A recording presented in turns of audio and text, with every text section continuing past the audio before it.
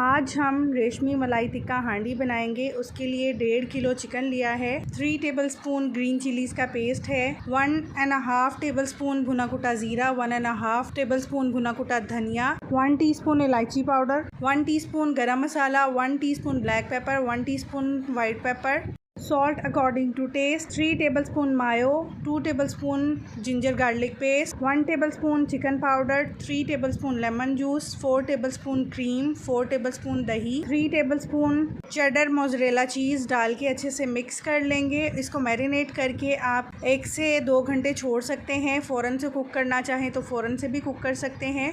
जिस भी हांडी में कुक करना है उसमें हाफ़ कप ऑयल डाल के ये चिकन मैरिनेट किया हुआ डाल देंगे और 30 से 35 मिनट कुक करेंगे। जब चिकन कुक हो जाएगा तो कोयले का धुआं देंगे और लास्ट में हरा धनिया, हरी मिर्च गार्निश करेंगे। डिटेल वीडियो यूट्यूब चैनल पे मौजूद है, आप वहाँ से चेक कर सकते हैं।